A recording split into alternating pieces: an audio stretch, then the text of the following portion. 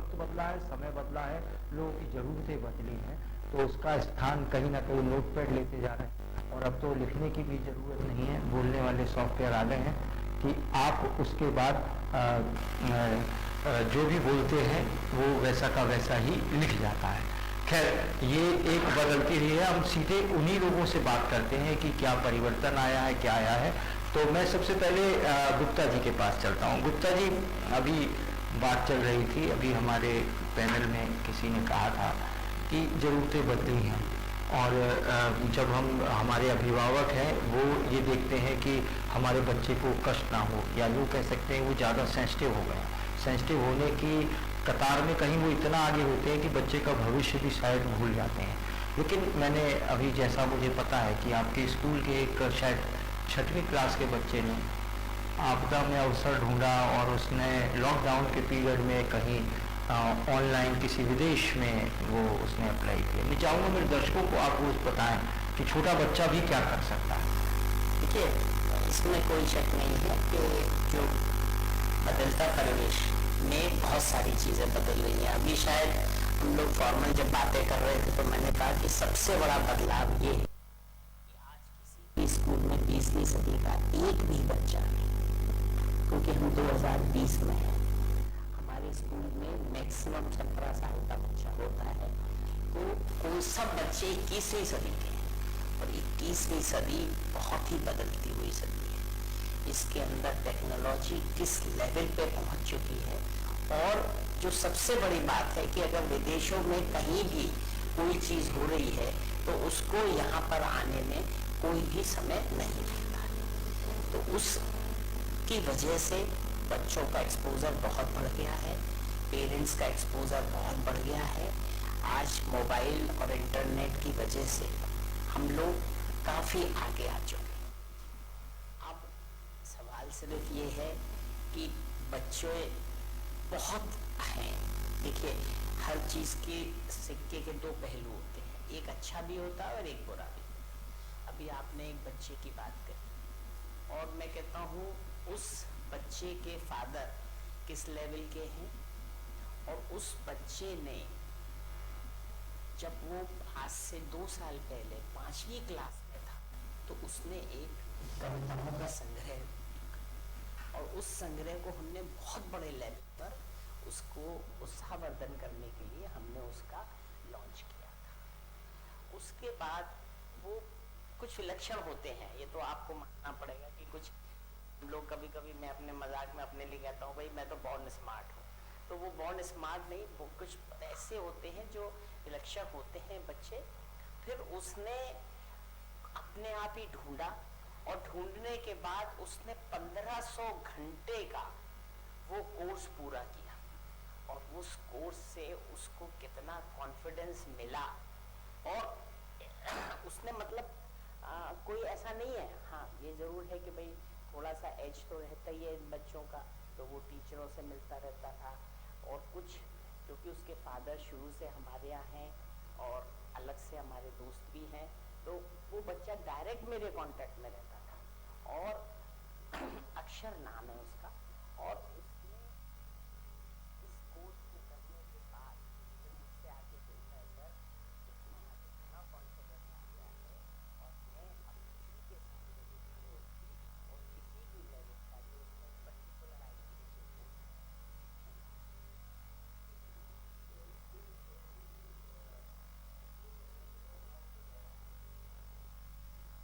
तरह से सारी चीज़ें लाइन अप नहीं हो पाई थी, तब उसने ये प्रयास किया। राजीव उपाध्याय जी, आप एक कॉलेज कोई डायरेक्टर हैं, उसमें जो उम्र है बच्चे की औसत, वो निश्चित रूप से करीब 17-18 वर्ष से ऊपर के ही बच्चे होते हैं। इस दौरान खासतौर से जब से ये कोरोना आया है, इससे पहले भी धीरे धीरे कल्चर चला था जो अब तेज़ी पकड़ गया, या बल्कि कहें कि अब तो वो अल्टीमेट ज़रूरत है कि ऑनलाइन शिक्षा का। आप कैसे देखते हैं बच्चों, छोटे बच्चों के संदर्भ में या बड़े बच्चों के संदर्भ में, वो कितनी उपयोगी है? ये जो आपने प्रश्न पूछा है, इस पे मेरा ये जवाब मैं ये देना चाहूँगा कि आप ये देखिए, बुनियादी सिद्धांत है लर्निंग की, उसको हम ऐसे बता सकते हैं कि एक होता है मैन टू मैन इंटरेक्शन, कि हमारी प्राचीन शिक्षा पद्धति थी, उसमें एक मैन टू मैन इंटरेक्शन था, टीचर पढ़ाता था और स्टूडेंट उससे इंटरेक्ट करता था। दूसरा एक जो सिद्धांत है सीखने का किसी भी चीज को, वो है मैन टू मशीन इंटरेक्शन, और तीसरा जो सिद्धांत है वो है मैन टू एनवायरमेंट इंटरेक्शन। बहुत सारी चीजें आप किसी के बिना बताए आप एनवायरमेंट से सीखो। आपने पहली बार आप फ्लाइट में जाएंगे, आपने किसी ने आपको नहीं बताया, परंतु वहां फ्लाइट का जो एनवायरमेंट बच्चा देखेगा वो समझ लेगा। जो पहली बार फ्लाइट में जा रहा है और जो दूसरी बार फ्लाइट में जा रहा है, आप ऐसा पाएंगे कि उसके कॉन्फिडेंस में जमीन आसमान का फर्क आएगा, क्योंकि वो एनवायरमेंट से उसने इंटरेक्ट कर लिया, उसने देख लिया। मेरा ऐसा मानना है कि ये जो कोविड जो 19 का जो जमाना है, इसमें मैन टू मशीन इंटरेक्शन बढ़ा है काफी ज्यादा। एनवायरमेंट इंटरेक्शन नहीं हुआ क्योंकि आने जाने पर प्रतिबंध लग गया। मैन टू मैन इंटरेक्शन भी हमारा कम हुआ क्योंकि हम बाहर नहीं जा पाए, लोगों से नहीं मिल पाए। तो अब ये जो मैन टू मशीन इंटरेक्शन है, मशीन को यहाँ पे हम मोबाइल के रूप में जान सकते हैं, कंप्यूटर के रूप में जान सकते हैं। तो इस पे जिस बच्चे ने इसको मैन टू मशीन इंटरेक्शन को अपना एक ऑब्जेक्टिव बना लिया, उस बच्चे को, जैसे अभी सुशील गुप्ता साहब ने कहा कि उस छोटे से बच्चे ने 15 घंटे का एक कोर्स किया, तो 1500 घंटे का एक कोर्स किया, तो उसमें उसको एम्पल अपॉर्चुनिटी मिली। ऐसे ही मैं ये, क्योंकि हमारे यहाँ तो इंजीनियरिंग के स्टूडेंट हैं, उनके पास भी काफी सारे ऐसे इनोवेटिव आइडियाज हैं। बच्चों ने काफी सारी चीजें की। सैनिटाइजिंग मशीन आगरा में जो सबसे पहले जो हमारे कॉलेज के बच्चों ने, हिंदुस्तान कॉलेज के बच्चों ने बनाया, और सबसे बड़ी ताज्जुब की बात आप ये समझिए, उस टाइम आगरा में 100% लॉकडाउन था, कोई भी मार्केट ओपन नहीं था।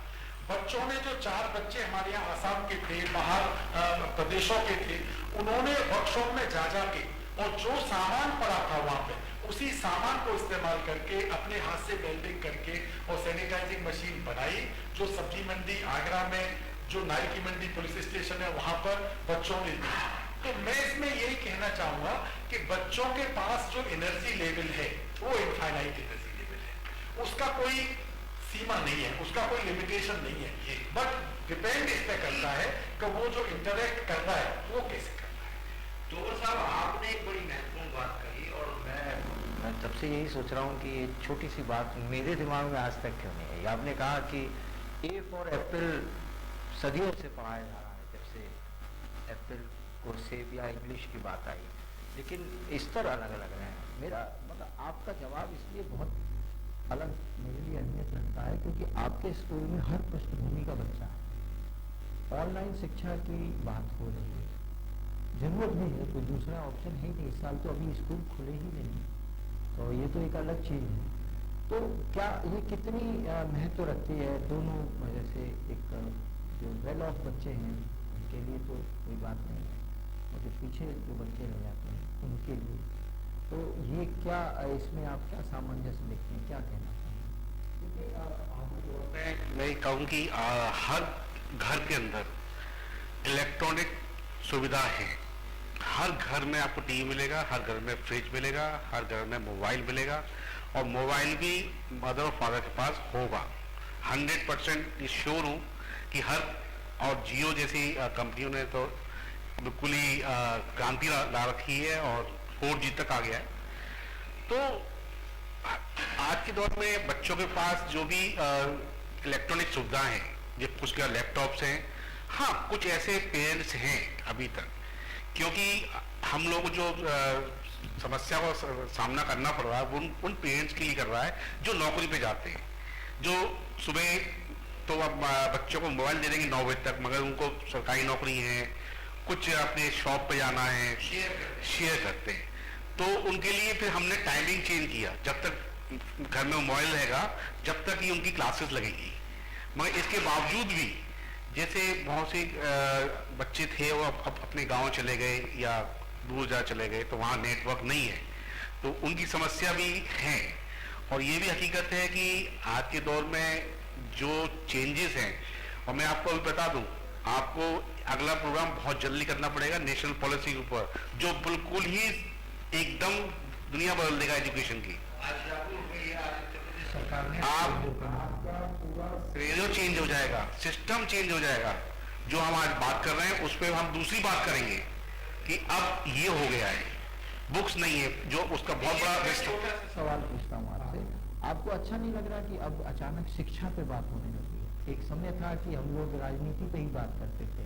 कितना अच्छा समय है कि हम बच्चों के भविष्य के लिए, देश के लिए समृद्धि तभी होती है। लोग हम चाइना की बात करते हैं, लेकिन वो कहीं ना कहीं से टेक्नोलॉजी लाया है, उसको और सस्ता कर देता है, शिक्षा की बदौलत है। तो ये तो हमारा आपका सबका सौभाग्य, हमें एक क्या अगर 100 भी कार्यक्रम करने पड़े और शिक्षा पे करने पड़े।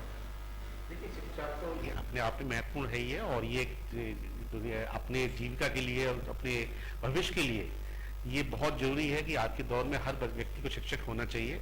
इसलिए गवर्नमेंट ने भी अपने आरटी जो से वो लगाए, जो जिन बच्चों को कभी सपने नहीं होते स्कूल अच्छे स्कूल पढ़ने का, उनको आज मौका मिल रहा है। मगर इतना जरूरी है कि आपका सिलेबस वही है। मैं जो पहला कहा था कि A for एप्पल है, तो वही है, वही कंटेंट है, फिजिक्स केमिस्ट्री सब्जेक्ट वही है, सिर्फ बिहेवियर चेंज है, सिर्फ एनवायरमेंट चेंज है। भाई सर ने कहा कि एनवायरमेंट की बात करी, मशीनरी की बात करी, वो चेंजेस है। अब उसके अंदर हम कैसे ढालना है, किस तरह से हमको जो है माँ बाप को समझने, आप टीचर के बीच में जो एक कोलैबोरेशन है, एक रिलेशनशिप, वो कम होते जा रहा है, जिसके कारण जो है ऐसी समस्या हर स्कूल में आती है।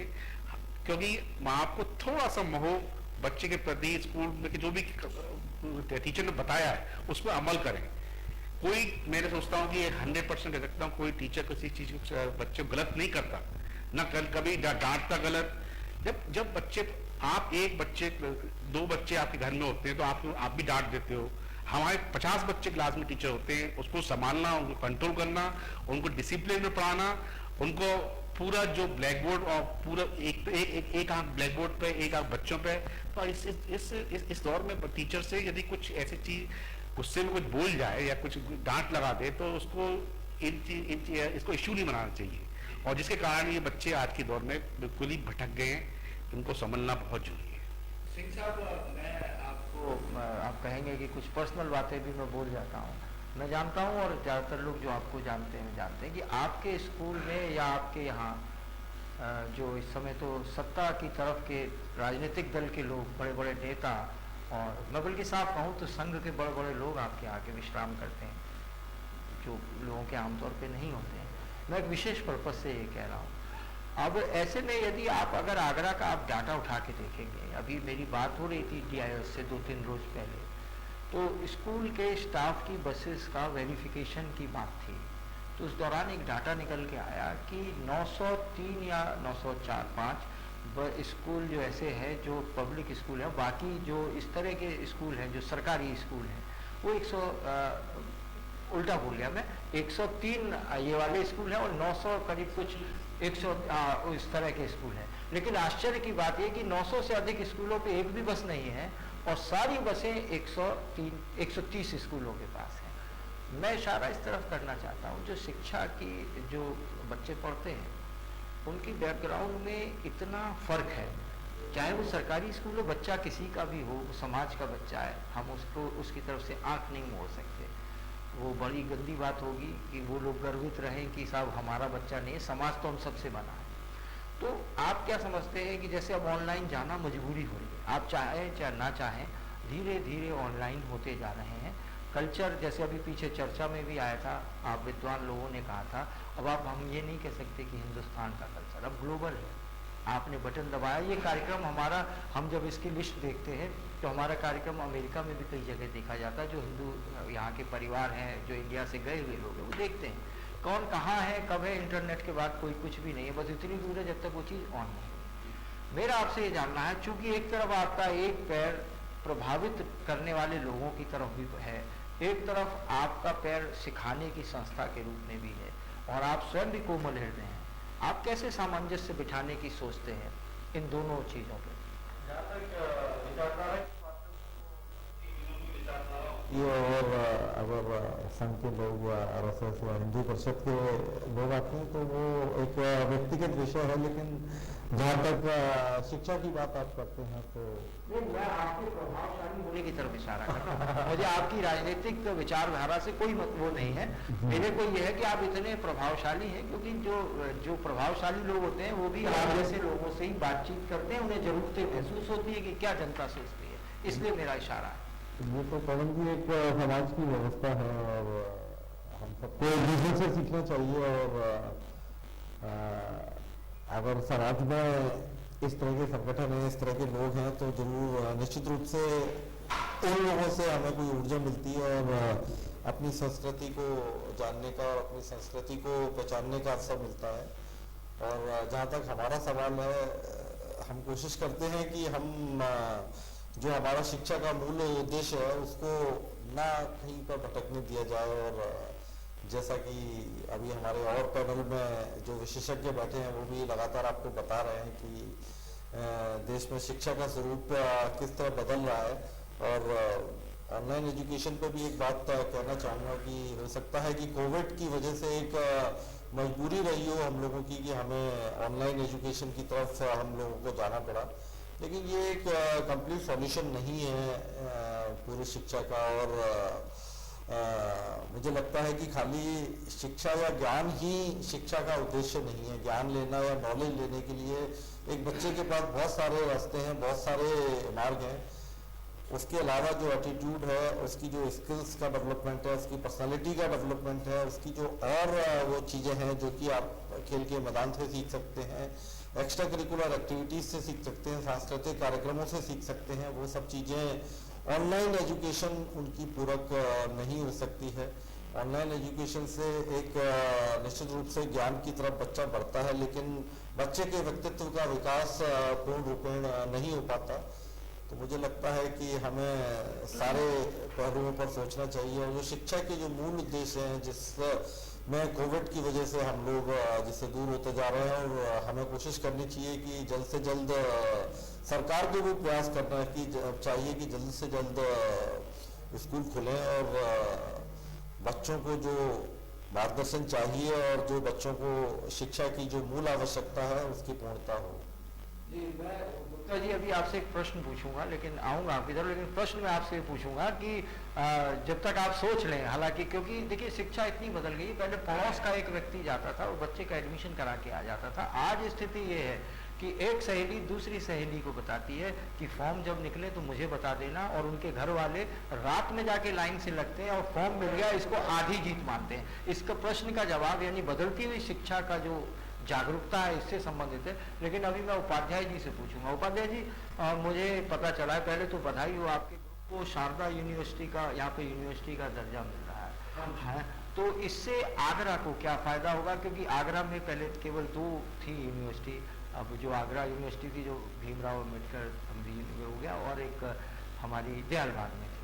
तो ये तीसरी यूनिवर्सिटी आने से आगरा के बच्चों के लिए क्या फायदा होने जा रहा है, क्या सीन बदलेगा, इस बारे में जरूर बताएं। देखिए, मैं आपको ये बताना चाहूँगा कि शारदा यूनिवर्सिटी जो ग्रेटर नोएडा में 2009 में जिसकी स्थापना हुई, उस यूनिवर्सिटी का काफ़ी नाम है, जैसा कि आप लोग जानते हैं। इससे पहले उज्बेकिस्तान में एक शारदा यूनिवर्सिटी और इस्टेब्लिश हुई है, और जो अभी पूरी तरह से फंक्शनल है, और वहाँ भी काफ़ी सारे स्टूडेंट जो अभी सेकेंड ईयर है उस यूनिवर्सिटी का। और अभी शारदा विश्वविद्यालय आगरा, जिसका कि अभी यूपी के मुख्यमंत्री योगी आदित्यनाथ, उन्होंने एक फंक्शन किया था मुख्यमंत्री साहब ने, और उसमें लेटर ऑफ इंटेंट उन्होंने खुद आदरणीय मुख्यमंत्री साहब ने सभी लोगों को दिया, जिसमें शारदा ग्रुप को भी मिला। और शारदा यूनिवर्सिटी आगरा का जो स्थापना है वो आनंद इंजीनियरिंग कॉलेज जहाँ पर है, उस पूरे कैंपस को एक शारदा विश्वविद्यालय में परिवर्तित किया जा रहा है। जहाँ तक आगरा को मिलने का सवाल है, तो मैं आपको ये बताना चाहूँगा कि हिंदुस्तान कॉलेज, जिस कॉलेज में आज मैं हूँ, वो कॉलेज यूपी के प्रथम स्थापित कॉलेजों में है। 96 से पहले जो भी यूपी के बच्चे थे इंजीनियरिंग करने के लिए वो बाहर जाते। 96 में यूपी में 4 कॉलेजों को अनुमति मिली, उनमें से हिंदुस्तान कॉलेज एक है। तो टेक्निकल एजुकेशन के फील्ड में शारदा ग्रुप का जो ऑब्जेक्टिव है, जो क्वालिटी एजुकेशन है, मुझे ऐसा लगता है कि आगरा को इसका लाभ मिलेगा। जो वहाँ का इंफ्रास्ट्रक्चर है, जो वहाँ का ह्यूमन रिसोर्स है, उस ह्यूमन रिसोर्स का, क्योंकि कोई भी यूनिवर्सिटी, कोई भी इंस्टीट्यूट, जैसा अभी सर ने बताया कि एक जो उसका मैनेजमेंट है वो केवल इन्वेस्ट कर सकता है इंफ्रास्ट्रक्चर में, परंतु उसका जो मूल स्वरूप है वो उसकी फैकल्टी, लाइब्रेरी और लैब में होता है। किसी भी विश्वविद्यालय में तीन चीज बहुत जरूरी होती है, वहाँ की फैकल्टी क्या है, वहाँ की लाइब्रेरी कैसी है और वहाँ की लेबोरेटरी कैसी है। अगर ये तीन चीज उच्च कोटि की है तो शिक्षा अपने आप बच्चों को बहुत अच्छी मिलेगी। और इंफ्रास्ट्रक्चर की जो बात है वो शारदा ग्रुप पुराना है, 96 का है, तो मुझे ऐसा लगता है कि आगरा और उसके आसपास के सभी विद्यार्थी इससे काफी लाभान्वित।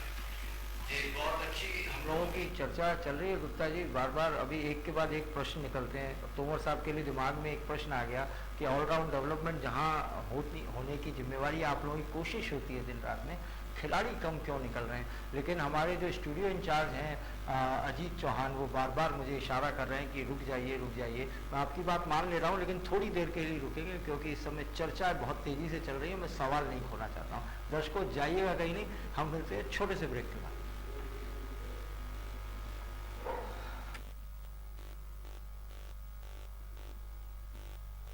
Agra, call 9359090501.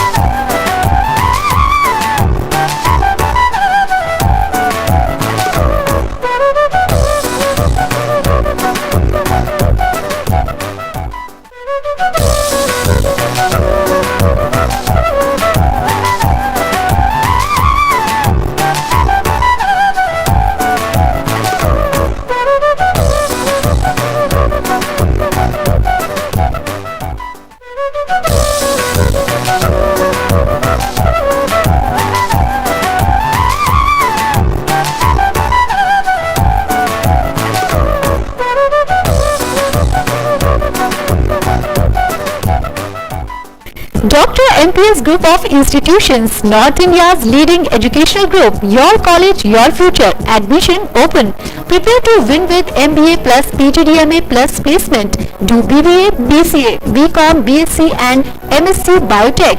Taste the flavor of success with BSc and MBA in Hotel Management. Scholarship for outstanding performances in academic and extracurricular activities. For admission, contact Dr. MPS Group of Institutions, Agra, Delhi Highway, Sikandra, Agra. Call 9359090501.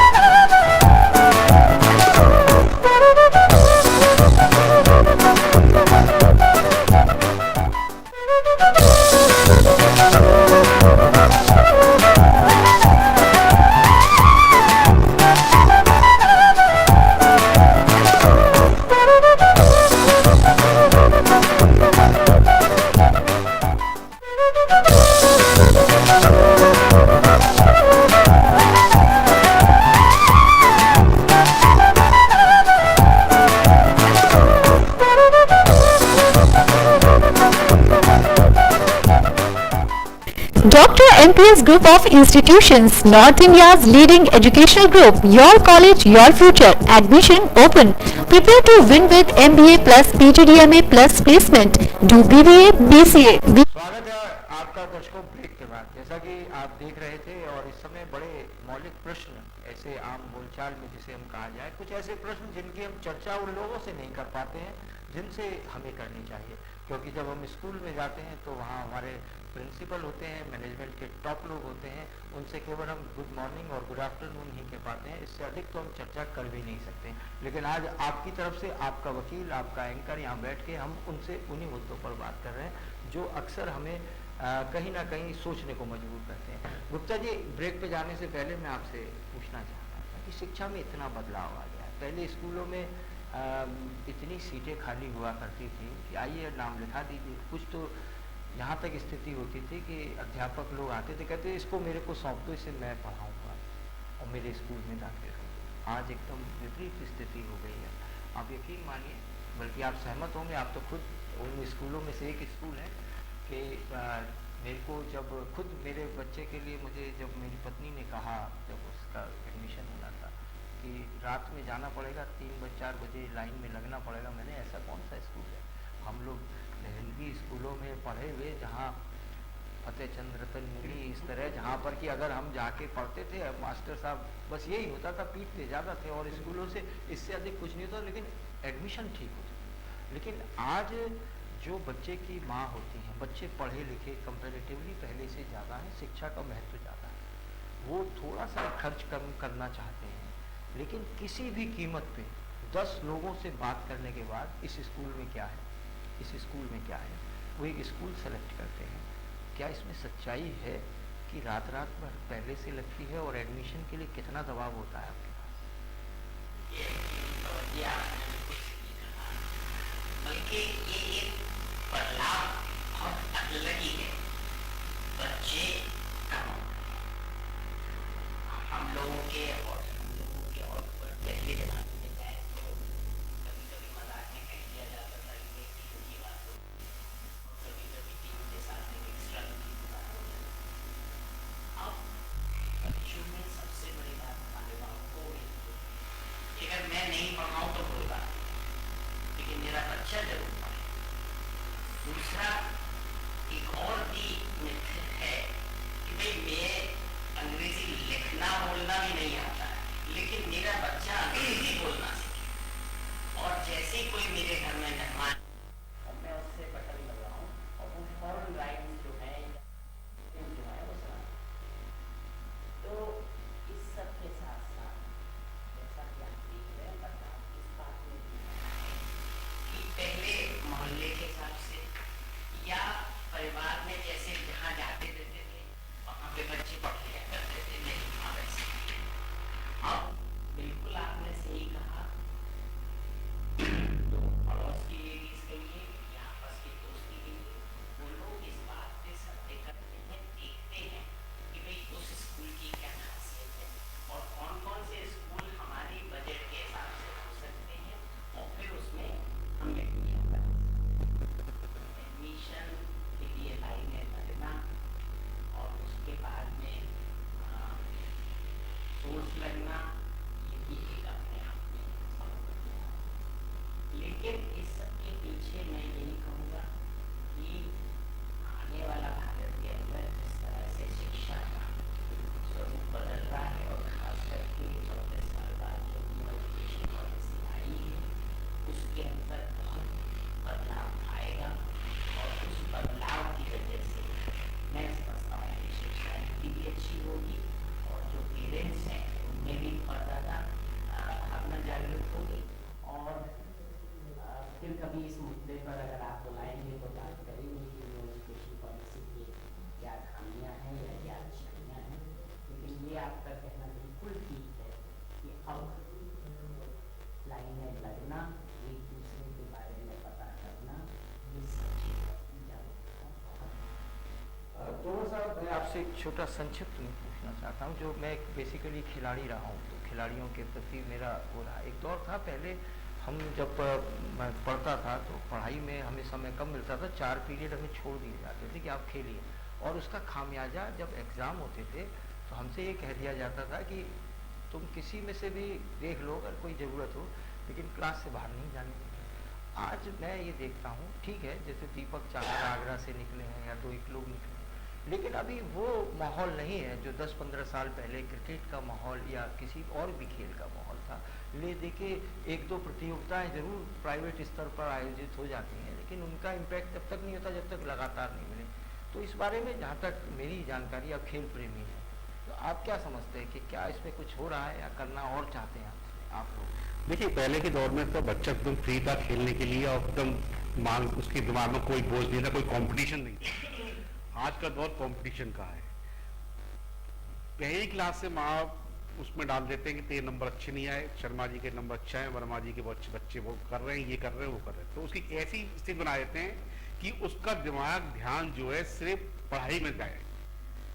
और ये बहुत ही बच्चे के साथ अन्याय है कि उसको पूरा वजन, पूरा बोझ सिर्फ किताबों से लाद दी जाए। मैं जानता हूं कि 12वीं तक बच्चे का पर्सनैलिटी डेवलपमेंट होता है। यदि खेल कूद की बात की जाए तो मैं मानता हूं कि बच्चों को 6th क्लास के अंदर जिस गेम को उसने पकड़ लिया फिर वो कभी नहीं छोड़ता। 6th, 7th, 8th में उसको जो भी गेम करना है, और मैं तो अपने स्कूलों में, जितने भी मेरे स्कूल्स हैं सब में ये कहता हूँ, बच्चे के अंदर गेम्स के प्रति जो है एक ऐसी आदत डाल दो, कोई गेम, क्रिकेट हो, वॉलीबॉल हो, बास्केटबॉल हो, वो गेम को पकड़, लड़का हो लड़की हो, तो वो लाइफ लॉन्ग नहीं छोड़ता, वो उसके जहन में घुस जाता है और उसमें वो लगन से यदि आप बच्चे को प्रैक्टिस कराएंगे 9th और 10th में, तो वो सिर्फ फॉर्मेलिटी करेगा।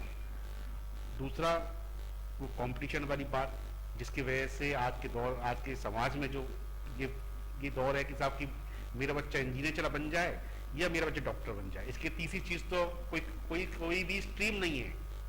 बड़ा ताज्जुब होता है। इसे 127 स्कूल CBSE है और 15 स्कूल ICSE के हैं, जिसके अंदर ह्यूमैनिटी में सिर्फ किसी स्कूल में 10, किसी 5, किसी 6 के जाए, इससे ज्यादा बच्चे नहीं। कुल मिला के 150-200 हो जाए तो बहुत समझो, नहीं तो 12th में करीब 9-12 हज़ार बच्चे बैठते हैं साइंस में और कॉमर्स में, तो सिर्फ 2 ही चीज उनका फोकस है कि मेरा बच्चा इंजीनियर। तो ये सब चीजें बदलनी पड़ेगी। नई शिक्षा पॉलिसी में ये सब चेंज किया जा रहा है, बहुत चेंज किया जा रहा है कि बच्चे के अंदर मानसिक से शारीरिक विकास भी बहुत इंपॉर्टेंट है। कहावत है तोमर साहब, लोग कहते थे पढ़ोगे लिखोगे बनोगे नवाब और खेलोगे कूदोगे, तो आज क्या ये सही है या इसके मायने बदल गए? देखिए, मैं मानता हूँ कि पहले जो कहावत है कि पहले दौर के पहले एनवायरनमेंट या समाज के हिसाब से बोली जाती थी, मगर आज का जो भौतिक युग है इसके अंदर बिना खेल के तो जिंदगी जो है, आप देख रहे हो कि हमको इम्यूनिटी पावर बढ़ाने के लिए यानी क्या क्या पिया जा रहा है, क्या क्या हमें दिमाग चल रहा है, योगा कर रहा है, कोई साइकिल कर रहा है, कुछ कर रहा है। पहले जरूरत नहीं होती। यदि हम उस दौर में यदि कोरोना आता तो ये चीजें जरूरत नहीं होती, मगर आज की दौर में हर बच्चे के अंदर एक शरीर विकास की क्षमता बहुत कम है, ये हकीकत है। सिर्फ मानसिक उसमें जाल में फंसा हुआ है। सिंह साहब, कार्यक्रम में आखिरी दौर आने से पहले मैं आपसे जरूर पूछना चाहूँगा कि जो बड़ा महत्वपूर्ण है कि आप लोग क्या नया ऐसा करने जा रहे हैं शिक्षण संस्थान में? वैसे तो आप लोग काफ़ी कुछ अपडेट रहते हैं, कुछ ऐसा नया आपकी तरफ से आने वाला है या जो आपके मन में हो जो अभी तक आप नहीं? पहले तो एक बात बोलना चाहूँगा कि जैसा कि आप जानते हैं कि हमारा देश सैन्य क्षेत्र में बहुत ज़्यादा, मुझे लगता है कि हमें, और संजय सर ने भी अभी इस बात पे फोकस किया कि सैन्य शिक्षा की तरफ और सैन्य क्षेत्र की तरफ बहुत कम बच्चे जा पाते हैं। और मैं आपको बताना चाहूँगा कि अभी हम लोगों ने इस क्षेत्र में गर्ल्स की नंबर 1 गर्ल्स बटालियन NCC शुरू की है, जहाँ हमें 50 लड़कियों की मान्यता भी मिली है और कर्नल खान साहब का इसमें काफ़ी सहयोग रहा है। इसके अलावा एक कर्नल GM खान सेना मेडल है आगरा में, जो कि हमारे स्कूल में एक आउटडोर मिलिट्री स्कूल चलाते हैं। जो बच्चे NCC में नहीं जा पाते हैं उनको उन्होंने ये सुविधा दी है और उसमें लड़के भी जा सकते हैं, क्योंकि लड़कियों की NCC है हमारे पास। तो वो करीब 700-800 बच्चों को वो ट्रेनिंग देते हैं और उनकी टीम है एक पूरी।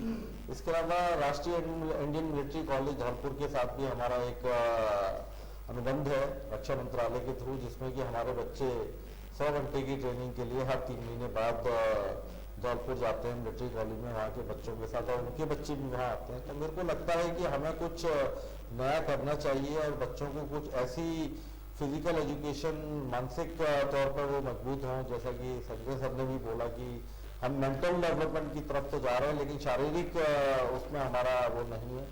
तो कुछ मैं चाहता हूँ कि हम लोग शिक्षा में कुछ बदलाव करें और बच्चों को सैन्य शिक्षा की तरफ और बच्चों को शारीरिक शिक्षा की तरफ, बच्चों को खेल की शिक्षा की तरफ और जितने भी फील्ड हो सकते हैं उसकी तरफ उनको बच्चों को हम प्रोत्साहित करने का प्रयास करें। जी सिंह साहब, जैसा कि दर्शकों आप जानते हैं कि हमारा एक छोटा सा प्रयास है, जब आज मीडिया रिया चक्रवर्ती और दूसरी चीज़ों में डूबा हुआ है, एक तरफ चीन पे पहुंच जाता है और दूसरी तरफ ऐसे मुद्दों पे चला जाता है जिसे हम समाज के आज के काल में हम गैर जरूरी तो कह ही सकते हैं, कम से कम इतना तो जरूर कह सकते हैं कि मीडिया की पहली प्राथमिकता ये नहीं हो सकती। उस समय में हमारी छोटी ये कोशिश है, जब हम शिक्षा, बदलती हुई शिक्षा और शिक्षा से जुड़े हुए लोग, क्योंकि हम सब जानते हैं कि टीचर को देखते ही, प्रिंसिपल को देखते ही घर में बच्चा उछल पड़ता, देखो ma'am ma'am ma'am, sir sir sir. तो आज ये हमारे साथ इस प्रोग्राम में जो लोग यहाँ पर महान विभूतियाँ विराजित हैं, उनसे ज़रूर यदि 10-20 लोग, बच्चे भी अगर प्रोत्साहित होते हैं, इनकी बातों से होते हैं, तो हमारा चैनल चलाना या एक मीडिया में होना सार्थक होता है। हम हमेशा जो आपसे जुड़े हुए मुद्दे होते हैं, चाहे फीस का मुद्दा हो, चाहे सरकार के जुड़े हुए मुद्दे हों, चाहे शिक्षा, बदलती हुई शिक्षा नीति का हो, ऐसे मुद्दों पर आएंगे। और आपसे भी हम इस बात को कहना चाहते हैं, आपको लगता है कि आपका मंच है, आपका टीवी स्टेशन है, आप यहाँ आइए, सुझाव लेकर आइए, किसी न किसी मुद्दे पर बहस करिए, रखिए लोगों में। कम से कम कहने से ऐसा नहीं है कि कुछ चीज़ें एक दिन में बदल जाएंगी, लेकिन हम कह तो सकते ही है, ये हमारे अंदर है। बस कहना अनुशासन से है, सारी बातों को रखना चाहिए, हम क्या सोचते हैं, शायद ये लोग इसीलिए हम लोगों को शिक्षित करते हैं, पढ़ाते हैं। अब जैसा कि हमारे कार्यक्रम की परंपरा है, कार्यक्रम के अंत में हम सब अपने अतिथियों को एक मौका अवश्य देते हैं, ताकि इस बातचीत में यदि कुछ रह गया हो तो वो अपनी बात कह सकते हैं। सबसे पहले मैं डॉक्टर राजीव उपाध्याय जी से कहूँगा कि आज के कार्यक्रम में बदलती शिक्षा के ऊपर, स्वरूप के ऊपर यदि कुछ कहना चाहें या और भी कुछ कहना चाहें तो आपका स्वागत। इस कार्यक्रम के अंत में मैं ये कहना चाहूँगा सभी दर्शकों से कि शिक्षा का देना एक बहुत ही पुण्य का काम है, और ये मेरा सौभाग्य है कि मैं एक टीचर हूँ और हम बच्चों का भविष्य बनाने के लिए हम प्रयासरत हैं। परंतु सभी जो पेरेंट्स, मैं भी एक पेरेंट हूँ, मेरे भी बच्चे हैं, तो मैं सभी पेरेंट्स से ये अनुरोध करूँगा कि आप टीचरों पर भरोसा रखिए, और टीचरों से ये भरोसा जरूर रखिए कि टीचर भी आपके बच्चे के भविष्य बनाने के लिए प्रयासरत हैं। और अंत में मैं एक चीज़ ये भी कहूँगा कि बात कितनी बेसलीका हो, मगर बात करने का सलीका चाहिए। तो अगर आप ऐसे करेंगे तो कोई अगर ऐसी बात है तो उसके लिए हम सब लोग मिलके बैठ के बात कर सकते हैं। हम शिक्षा के मंदिर में हैं, हमारा उद्देश्य बच्चों को शिक्षा देना है। किसी बच्चे का भविष्य अगर संभलेगा तो वो आपके नाम के रोशन के साथ हमारा नाम भी कहीं उसमें रोशन। संजय तोमर साहब, आप होली पब्लिक स्कूल के ग्रुप के कई यूनिट भी हैं आपकी चलती हैं, दर्शक आपको देख रहे हैं, आपसे कुछ सुनना चाहते हैं, कुछ इस श्रृंखला में मेरे सवालों के जवाब में कुछ रह गया हो तो आप दर्शकों को। बस मैं कहूँगी आज जो आपने आज कार्यक्रम रखा, शिक्षा का बदलता स्वरूप क्या है और क्या आने वाले भविष्य में क्या होगा, ये बिल्कुल सही समय है। 2020 से अब जो बदलाव होंगे, मेरे सभी अभिभावकों से कर्तव्य निवेदन है कि अब जो चेंजेस होंगे, जो भी बोर्ड चेंज कर रहा है, आईसीएसई बोर्ड हो, सीबीएसई हो या यूपी बोर्ड हो, उसमें बहुत से चेंजेस हैं। अब आपको चेंजेस के हिसाब से अपने आप को ढालना पड़ेगा, अपने आप को समझना पड़ेगा। आप जैसे कार्यक्रम देख रहे हैं आज, जो आपने देखा हुआ, समझा हुआ, हमने जो भी आप लोगों से शेयर किया है आपके माध्यम से, तो मैं उम्मीद है कि आगे वाले भविष्य में जो भी चेंजेस होंगे, और मैं आपसे निवेदन करूंगा कि आपने जो कार्यक्रम शुरू किया है तो आगे भी इस तरह से कार्यक्रम करते रहें, ताकि अभिभावकों को ज़्यादा लाभ मिले, उनको महसूस हो, उनको मालूम हो कि हम किस दौर में प्रवेश कर रहे हैं। जी, बहुत बहुत शुक्रिया आपका। सुशील गुप्ता जी, आज के कार्यक्रम में कुछ रह गया हो जिसको आप विशेष रूप से ऐड करना चाहें? बड़ा विचारणीय प्रश्न है कि कुछ रह गया हो और वो भी आपसे रह जाए लेकिन इसके साथ साथ मैं सिर्फ एक ही बात कहूँगा जो अभी हम लोगों को चर्चा के विषय है। कृपया बच्चे को एक किताबी कीड़ा ना बनाएं, एक बच्चे को इस बात के लिए ना कहें कि जैसे अभी संजय ने कहा कि भाई उसके पास इतने आए। सबसे बड़ी बात जो नई शिक्षा नीति में आ रही है कि 6ठी क्लास के बाद में बच्चे को हमें समझना पड़ेगा। अब वो जमाने गए कि जब हम डॉक्टर, इंजीनियर या वकील की बात करें, अब इतनी फील्ड्स नई पैदा हो गई हैं, उसमें नाम भी है, पैसा भी है, सब कुछ है। तो हमें बच्चे को समझना पड़ेगा। और अंत में सिर्फ इतना मैं कहूँगा कि अभिभावकों, बच्चा आपका है और आपको उसको हम 3 जने मिल उसको, पेरेंट्स, स्कूल वाले और बच्चे, अल्टीमेटली बच्चा अगर अच्छा बनता है तो वो अपने लिए और आपके लिए, लेकिन उसको समझना पड़ेगा, उसकी रुचि को समझना पड़ेगा। और एक ओवरऑल डेवलपमेंट जो है वो बहुत ज़्यादा जरूरी है। किताबी कीड़ा बनने से बच्चे का बहुत अच्छी तरह से उसका डेवलपमेंट नहीं हो सकता है। उसको दिमागी रूप के साथ साथ शारीरिक रूप में भी हर तरह से उसको ठीक है। जी, बहुत शुक्रिया आपका गुप्ता जी। और हमारे बीच में स्क्वाड्रन लीडर AK सिंह साहब हैं और मैं उनसे कहूँगा कि आज के कार्यक्रम में, हालांकि उन्होंने काफ़ी उपयोगी बातें बताई हैं हर तरह से, लेकिन कुछ भी रह गया हो, क्योंकि रह तो जाता ये आपके मन में हो जो आप दर्शकों को कहना चाहते हैं। कार्यक्रम में बहुत ही पुरोधा शिक्षा जगत के मौजूद हैं और सारी चर्चाएं और सारी महत्वपूर्ण बातें हो चुकी हैं, लेकिन फिर भी कहना चाहूँगा कि जो शिक्षा का मूल उद्देश्य है वो केवल एक मार्कशीट या डिग्री या कोई सर्टिफिकेट प्राप्त करना नहीं है, वो अपने व्यक्तित्व का निर्माण है और ऐसे नागरिकों का निर्माण है जो कि अपने देश के लिए, इस विश्व के लिए कुछ बड़ा कर सके। मैं सभी को बहुत बहुत शुभकामनाएं देता हूँ। शिक्षक दिवस जो कि आने वाला है, उसके अवसर पर सभी शिक्षकों को, पूरी शिक्षा जगत के जुड़े हुए सभी लोगों को शुभकामनाएं देता हूँ और अपने इस आशीर्वचन के साथ अपनी बात समाप्त करता हूं, जो कि भारतीय वायुसेना का भी मूल वाक्य है, नभा स्पर्शा दीप्तम, touch the sky with glory. जय हिंद, जय भारत। दोस्तों, ये आज का हमारा कार्यक्रम मंथन था, जिसमें आपने विद्वान हमारे अतिथियों से अपने इस विषय में बदलता हुआ जो शिक्षा का स्वरूप है, इसके बारे में आपने बात करी। दोस्तों, आप जानते हैं कि हमारा ये कार्यक्रम, हमने पीछे लगातार हम शिक्षा के दूसरे विषयों पर बात कर रहे थे जो एक वर्ग को छूते थे, लेकिन कारण कोई भी हो, हम बहाना कुछ नहीं लगा सकते। हमारे जीवन का उद्देश्य बदला है। पहले घर में 5, 6, 7, 8 भाई बहन हुआ करते थे, अब वो धीरे धीरे सिकुड़ के 2 और 1 पे रह गए हैं। स्थिति यहाँ तक आ गई है कि जब हम एक 3 बेडरूम या 4 बेडरूम या 2 बेडरूम खरीदते हैं तो उसमें एक स्टडी रूम जरूर होता है, किचन है, मंदिर भी होता है, वो बात एक अलग है। उसमें दादा दादी, नाना नानी का कमरा नहीं होता है। यही एक विचारणीय प्रश्न है, क्योंकि शिक्षा जो अभी हमारे सुशील गुप्ता जी ने कहा कि एक किताबी कीड़ा भर नहीं होना चाहिए, उसे संस्कार या बहुत सारी ऐसी शिक्षाएं हैं जो उसे शिक्षित कर जाती हैं, समाज में करती हैं, क्योंकि हमें ये नहीं भूलना चाहिए, चाहे वो व्यक्ति, वो बच्चा, चाहे उसके घर वाले रिक्शा ही क्यों ना चलाते हों, जिससे उसको उसके जीवन जो घर की रोजी रोटी चलती हो, लेकिन उसका भी सपना होता है। और हमने देखा है बहुत सारे लोग ऐसे हैं। अभी एक सुदीक्षा भाटी बुलंदशहर में, जिसकी दुर्घटना में या एक हादसे में उसकी मृत्यु हो गई, अमेरिका से उसको करोड़ों का एक वीजा आ गया था। लेकिन हमने ये देखा, जो मैं महसूस करता हूँ इन लोगों के सुझाव के बाद, मेरी तो खैर क्या हैसियत है कहने की, लेकिन इतना जरूर मैं कहना चाहूँगा कि बहाना नहीं हमें बनाना चाहिए।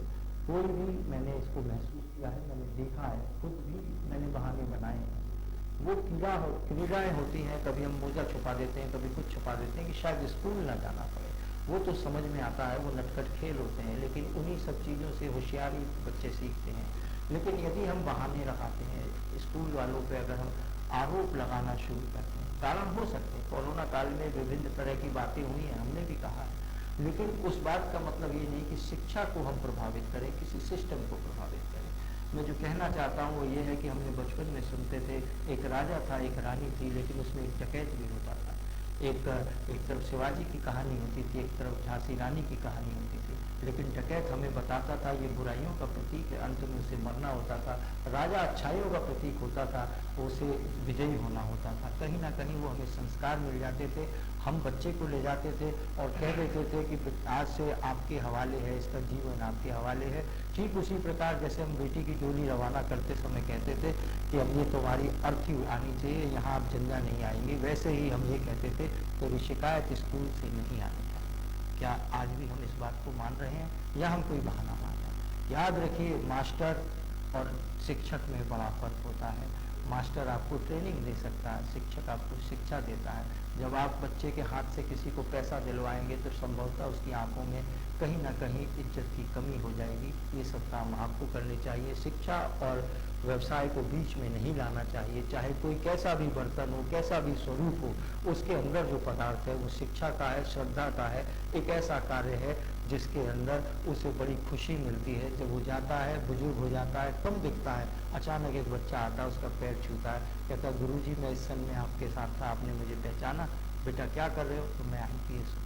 उस समय उस शिक्षक को जो सम्मान मिलता है, जो उसकी कमाई होती है, शायद वो किसी भी बैंक में पड़ी हुई FD से कहीं ज़्यादा होती है। जो लोग बहानेबाजी की बात करते हैं, मैं उन्हें याद दिलाना चाहता हूँ। मैं अभी कागज़ पे लिख के डॉक्टर राजीव उपाध्याय जी से एक नाम पूछ रहा था और उन्होंने मुझे बताया वो नाम था हमारे पूर्व राष्ट्रपति का, डॉक्टर APJ अब्दुल कलाम साहब का। आप जानते हैं कलाम साहब ने कितने गरीब परिवार से, हमारे दूसरे राष्ट्रपति डॉक्टर राजेंद्र प्रसाद कितने गरीब परिवार से, लेकिन कोई आदमी एक गांव से, एक नदी के किनारे से अगर दिल्ली के नॉर्थ ब्लॉक में जाकर राष्ट्रपति भवन तक पहुंचता है तो वो एक अलग ही गौरव होता है। कितने लोगों से मिलता है। ये कायाकल्प, ये चुनौतियों से जीने की कला, संजय तोमर साहब जैसे लोग, हमारे सुशील गुप्ता जी जैसे लोग, AK सिंह साहब जैसे लोग, डॉक्टर राजीव उपाध्याय जैसे लोग अनजाने में कहीं ना कहीं दे जाते हैं। इसी को शिक्षा कहते हैं, इसी को किताबी कीड़ा न बनना कहते हैं। आज के कार्यक्रम में इतना ही। हम इस सीरीज में आगे काम करते रहेंगे, लोगों को बुलाते रहेंगे। आप भी अगर हमारे कार्यक्रम में सम्मिलित होना चाहें, कोई सुझाव देना चाहें, आप हमें दे सकते हैं। लेकिन याद रखिएगा उस परंपरा को, उस बात को, जो एक गीत है, एक भजन है जो कहा जाता है, गुरु गोविंद दो खड़े काके लागू पाँव। अगर इतनी बड़ी बात है तो इस परंपरा को हमें निभाना पड़ेगा। आशीर्वाद तभी मिलता है, चाहे वो शंकर जी का हो, चाहे गणेश जी का हो, या हमारे शिक्षक का हो, जब हम उन्हें प्रणाम करते हैं। आज इसी के साथ मैं भी आपको प्रणाम करता हूँ। आपका बहुत बहुत धन्यवाद AK सिंह साहब, आप हमारे कार्यक्रम में आए। सुशील गुप्ता जी आपका बहुत बहुत धन्यवाद आपका हमारे कार्यक्रम में आने के लिए। संजय तोमर साहब आपका बहुत बहुत धन्यवाद। डॉक्टर राजीव उपाध्याय जी आपका बहुत बहुत धन्यवाद आज के हमारे कार्यक्रम मंथन में आने के लिए। आपको हमारा कार्यक्रम कैसा लगा, पहले की तरह से आप हमें बताते रहिएगा। हमें बहुत मदद मिलती है समाज की नब्ज पे हाथ रखने के लिए। बहुत बहुत धन्यवाद। Dr. MPS Group of Institutions, North India's leading educational group. Your college, your future. Admission open. Prepare to win with MBA plus PGDMA plus placement. Do BBA, BCA, BCom, BSc and MSc Biotech. Taste the flavor of success with BSc and MBA in Hotel Management. Scholarship for outstanding performances in academic and extracurricular activities. For admission, contact Dr. MPS Group of Institutions, Agra, Delhi Highway, Sikandra, Agra. Call 9359090501.